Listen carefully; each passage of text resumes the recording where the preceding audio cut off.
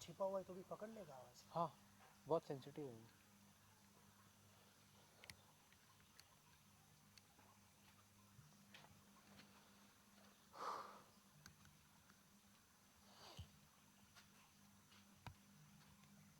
शास्त्रों में बताया है, गौपनिषद में, सर्वदेवा गवामंगे तीर्थानि तत्पदेषु च। इसका अर्थ है कि गाय के शरीर में 33 कोटि देवताओं का निवास है और सारे तीर्थ इस पूरे ब्रह्मांड के, इस पृथ्वी के नहीं, इस पूरे ब्रह्मांड के 64 करोड़ तीर्थ ये गाय के पैरों में है और लक्ष्मी का निवास स्थान गाय के गोबर में है। ये गौ उपनिषद का प्रमाण है। आप ये जो गाय का कुबड़ा देख रहे हैं, इसको डील जो है, ये गाय का, ये जो डील जिसे कहते हैं, जिसे अंग्रेजी में हम कहते हैं, ये इसमें यहां पर एक सुवर्ण केतु नाड़ी होती है और इस सुवर्ण केतु नाड़ी पर जब सूर्य का प्रकाश गिरता है तो वो सुवर्ण केतु नाड़ी जागृत हो जाती है और उसमें से सुवर्ण उत्पन्न होता है और वही सुवर्ण, सोना, गोल्ड गौ के मूत्र में और दूध में मिश्रित हो जाता है।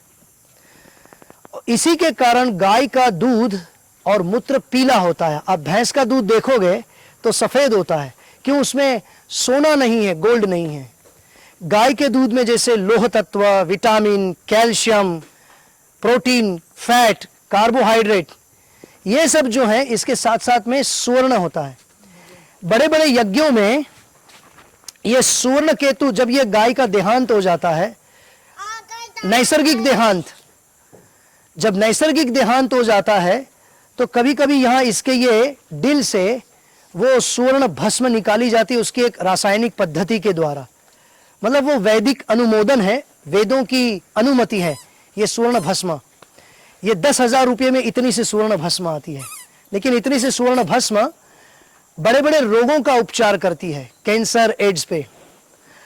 हमारी भविष्य की योजनाएं हैं कि गाय के मूत्र से और गोबर से यहां पर जितने भी रोग हैं उनके ऊपर उपचार करने की हमारी योजना है। यहां पर शास्त्रों में यहां तक कहा गया है कि यदि आपको सोने के सिक्के देकर के भी यदि गौमूत्र खरीदना पड़े तो आपको गौमूत्र अवश्य खरीदना चाहिए और उसका नियमित रूप से पान करना चाहिए।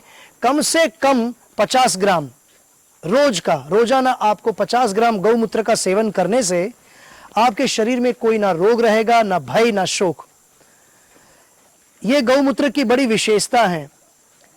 गौमूत्र में अन्य कुछ जड़ी बूटियां मिलाने से, जैसे कुछ भस्म, सुवर्ण भस्म, लोह भस्म आदि, और कुछ अन्य जड़ी बूटियां मिलाने से आप कैंसर और एड्स जैसे रोगों पर भी उपचार कर सकते हैं। आप जिस वृक्ष के नीचे खड़े हैं कैमरा लेकर, यह करंज का वृक्ष है। चरक संहिता में बताया गया है 11 प्रकार के दातुन, जैसे नीम का, बबूल का, बेर का, गुलर का, उसी प्रकार एक उन 11 प्रकार के दातुन में से एक दातुन है ये करंज का। तो चरक संहिता में बताया है कि आपने भीतर में जो गौशाला में काली गाय देखी उसे श्यामा गाय कहते हैं। तो कोई व्यक्ति यदि करंज का दातून करे रोज और श्यामा गाय का दूध पिए तो उसको जीवन में कभी भी नाखून में भी रोग नहीं हो सकता। और कहा जाता है कि कैंसर, 3rd स्टेज का कैंसर भी ये करंज के दातून और श्यामा गाय के दूध से ठीक हो सकता है। उसमें साथ में तुलसी का काढ़ा मिलाना पड़ता है, तुलसी को उबाल के। तो श्यामा गाय का दूध, तुलसी का काढ़ा और करंज का दातून, ये 3 चीजों का सेवन करने से 3rd स्टेज का कैंसर भी मिट जाता है। महाभारत के 3य खंड में बताया है, गोमये तु सदा लक्ष्मी स्वयं एव व्यवस्थिता, गौमूत्रे च तथा गंगा दधि क्षीर घृतेषु च, तथा सदा व्यवस्थितम सोमम रोचनायाम सरस्वती, विष्णुर्यज्ञ समाख्याता सच गोषु प्रतिष्ठिता, तस्माद् गावो विनिर्दिष्टा विष्णुरेव पुरातने, पूजयास्तास्तु नमस्कार्या कीर्तनीयाश्च तास्तथा, तासामाहारदानं च कार्यं शुश्रूणं तथा, शुश्रूणेनेह गवां द्विजेन्द्रा, प्राप्नोति लोकान् मलान् विशोकान्, तस्मात् प्रयतेन गावं हि कार्य शुश्रूषणं धर्म परेर मनुष्ये। अर्थात कि गाय के गोबर में लक्ष्मी का निवास है और सदैव लक्ष्मी गाय के गोबर में रहना पसंद करती है। और गौमूत्र जो है वो गंगा के समान पवित्र हैं। गाय का गोमूत्र, गोमूत्रे च तथा गंगा दधि क्षीर घृतेषु च, सदा व्यवस्थितम सोमम रोचनायाम सरस्वती। कि ये जो गाय का गोमूत्र है, तो आगे चल करके बताते हैं कि इससे मनुष्य की शुश्रूषा अर्थात उसकी ट्रीटमेंट बहुत अच्छी हो सकती है। क्योंकि गाय के मूत्र में जैसे पहले बताया कि सुवर्ण केतु नाड़ी के कारण उसमें सुवर्ण आता है, और गाय जो है जो चरती है उसके कारण वो कई जड़ी बूटियों को ग्रहण करती है। और एक विशेषता गाय की, कभी शहरों में आप देखते हैं गाय कूड़ा कचरा खाती है, हमारे यहाँ तो है नहीं, बिल्कुल बिल्कुल सही चीज खाती है, प्योर। लेकिन गाय में वो क्षमता है, विशेष करके गौमूत्र में, कि गाय कुछ भी कूड़ा कचरा खाएं, कुछ भी कूड़ा करकट खाएं, कोई भी गंदी चीज मुंह से खाएं, लेकिन गाय के शरीर में भगवान ने, कुदरत ने ऐसी व्यवस्था की है कि वो कूड़ा करकट उसको हजम होके वो जब मूत्र विसर्जित करती हैं तो वो तमाम जड़ी बूटियां विसर्जित करती हैं। ये उसकी विशेषता है। और इसलिए कलयुग में गाय को पीछे से पूजने का भी बहुत महत्व है, क्योंकि गौमूत्र पीछे से, पिछले हिस्से से आता है।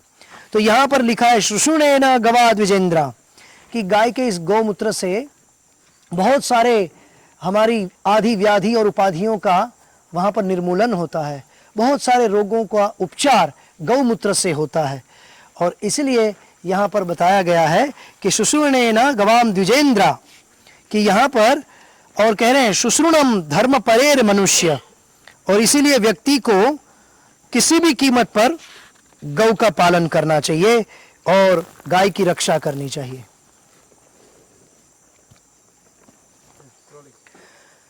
मूत्रेषु गौमूत्रम गुणतो अधिकम, अविशेषात कथने मूत्रम गौमूत्रम उच्यते। गौमूत्र जितना अधिक पुराना होगा उतना ही गुणकारी होता है। सड़ता नहीं है, क्योंकि गौमूत्र में गंगा ने वास किया है। ये पौराणिक कथा है। जैसे गौमूत्र में ताम्र और स्वर्णाक्षार होता है, स्वर्ण रसायन है और स्वर्ण सर्वरोग नाशक शक्ति रखता है। स्वर्ण सभी प्रकार का विनाशक है, इसलिए दांतों में, कानों में, नाकों में, यहाँ तक कि गुदा प्रक्षालन करने के लिए और अपने बाएं हाथ की उंगली में ही स्वर्ण मुद्रिका पहनने का विधान है। विषाद करोति इति विष न केवलाम पयसा प्रसूतिम वेहि माम काम दूधाम प्रसन्नाम। गौमूत्र क्लेश का नाश करता है, यह शरीर और मन दोनों को शुद्ध करता है, इसलिए इससे से मानसिक क्लेश का प्रभाव नहीं रहता। यह सतोगुण युक्त सात्विक है। कैंसर विष के विषाणु से बनता है। यह विषाणु रोग गौमूत्र के लेते रहने से नष्ट हो जाता है। यदि कैंसर हो भी गया तो नष्ट हो जाता है। विष को शमन करने में गौमूत्र पूर्ण सफल है। सर्वे रोगा ही मंदाग्नो गव्यम तु संप्रोक्तम जीवनीयम रसायनम। यदि कैंसर हो भी गया हो तो नष्ट हो जाता है। विष को शमन करने में गौमूत्र पूर्ण सफल है। आयुर्वेद की बहुत सी विषैली जड़ी बूटियां व विष के पदार्थ गौमूत्र से ही शुद्ध किए जाते हैं। गौमूत्र से मन प्रसन्न एवं शरीरस्थ रोग नहीं होते। यदि हो भी जावे तो सफलता से ठीक हो जाते हैं। ऋष वृषभांश्चापि जानामि राजन पूजित लक्षणान् येषां मूत्रम उपाघ्राय अपि बंध्या प्रसूयते। महाभारत के विराट पर्व में इस बात का वर्णन है कि उत्तम लक्षण वाले उन बैलों को भी मुझे पहचान है, जिनके मूत्र को सूंघ लेने मात्र से बंध्या स्त्री गर्भ धारण करने योग्य हो जाती है। यह है गौमूत्र की विशेषता। गौमूत्र के नव्य मतानुसार रासायनिक तत्व वर्णन और उनके द्वारा रोगों पर विजय। गौमूत्र के नव्य रसायन शास्त्र मतानुसार तत्वों का रोगों पर लाभ की तालिका इस प्रकार है। रासायनिक तत्वों के नाम और रोगों पर तत्वों के प्रभाव। जैसे गौमूत्र में नाइट्रोजन तो मूत्रल वृक्क का प्राकृतिक उत्तेजक रक्त विषमयता को निकालता है।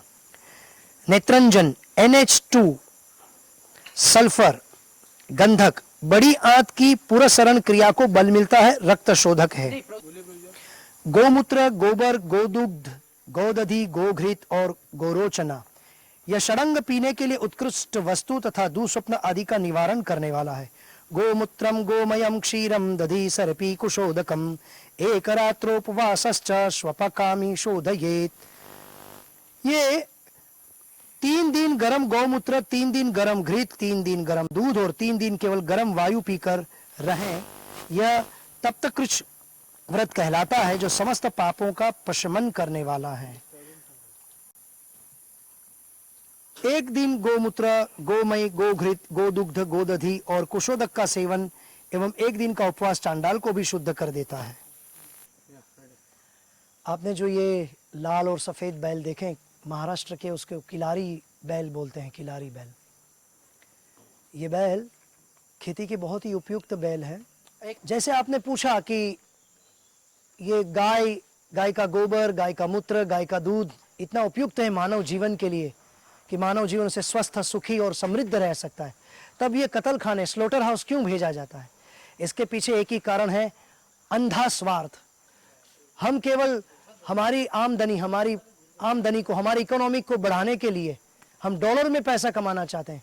इसलिए ये डॉलर में पैसा कमाने के लिए और विदेश के कुछ यवन देशों के यवन लोगों को उनकी जिह्वा की तृप्ति के लिए हम लोग गाय और बैल के मांस को एक्सपोर्ट करते हैं, निकास करते हैं। यही एक कारण है कि हमें गौ हत्या को हम रोक नहीं पा रहे हैं, क्योंकि हमारी सरकार भी इस बारे में कोई हमें सहायता नहीं करती है। अभी कुछ दिनों से कुछ सहायता उन्होंने शुरू की है, पर फिर भी गाय की हत्याएं नितांत बंद होनी चाहिए। गौ संस्कृति के बगैर मनुष्य जीवन सुखी नहीं रह सकता। जैसे आपने ये लाल बैल देखा, ये बिल्कुल महाराष्ट्र सरकार के नियम के विरुद्ध है कि ये खेती उपयुक्त बैल इसको काटा नहीं जा सकता, लेकिन किसी स्वार्थ प्रवृत्ति के लोगों ने इसको बेच दिया या चुरा लिया। ये कत्ल खाने में, देवनार के कत्ल खाने में जा रहा था। तो हमारे कुछ गौरक्षकों ने कसाईयों से लड़ करके उनकी तलवारों के घावों को झेल करके ये पूरी 150 बैल को छुड़ाया। एक ट्रक में कम से कम ज्यादा से ज्यादा आप अगर भरोगे तकलीफ के साथ तो 10 बैल आ सकते हैं। लेकिन जब उन ट्रकों को पकड़ा गया तो उन बैलों के पैर को, उनके शरीर को तोड़ करके एक के ऊपर एक बैलों को पटक के लाद के 22 से 25 बैल भरे थे, जबकि तकलीफ से 10 बैल आ सकते एक बड़ी अशोक लीलैंड में या टाटा में। इस स्थिति में कई अच्छे बैल जो हमें मिले, जिसमें हमने फिर उनको छुड़ाया। कोर्ट में 10,000 का बॉन्ड भरा, उसके कान में वो कोर्ट का बिल्ला लगा हुआ है। कोर्ट के व्यक्ति कभी भी आके चेक कर सकते हैं कि हमने बैलों को पुनः किसी को बेच तो नहीं दिया। तो इस प्रकार से हम लोगों ने इन बैलों को जीवन बचाने का प्रयास किया, गौवंश को। और आप जो सामने हरा भरा खेत देख रहे हैं, हमने इन्हीं बैलों से हल के द्वारा खेती लगाकर अभी हम ये धान की खेती ली है। कुछ दिनों में यहाँ से धान कटेगा। आप यहाँ जो आसपास में देख रहे हैं, ये नीचे जो ये पौधे हैं, ये भृंगराज के पौधे हैं। पीछे में जो पौधे हैं वो ब्राह्मी के पौधे हैं। तो ये हमारी गायें जो हैं, ये भृंगराज, ब्राह्मी, ऐसे यहाँ की अनेक वन की औषधियाँ और जड़ी बूटियाँ खाती है। तो जो कोई व्यक्ति इन गायों का दूध या इनका मूत्र पीता है तो वो अपने आप इन औषधियों का भी सेवन करता है, जो कई रोगों पर उपचार करती है। जैसे विशेष करके ये भृंगराज और वो ब्राह्मी है, वो आजकल सबके बाल अकाल सफ़ेद होने लगे हैं या झड़ने लगे हैं, तो वो उस पर बहुत ही उपयुक्त हैं ये भृंगराज और ब्राह्मी। जो हमारे गाय का दूध पीता है, कई हमारे मुंबई शहर में मीरा रोड में कई लोग गाय के दूध को ग्रहण करते हैं, यहाँ से गौशाला से दूध जाता है।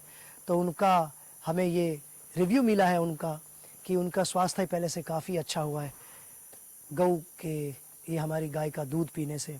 तो इस प्रकार से ये गौ हमारे लिए जीवन में काफ़ी उपयुक्त है। Krishna,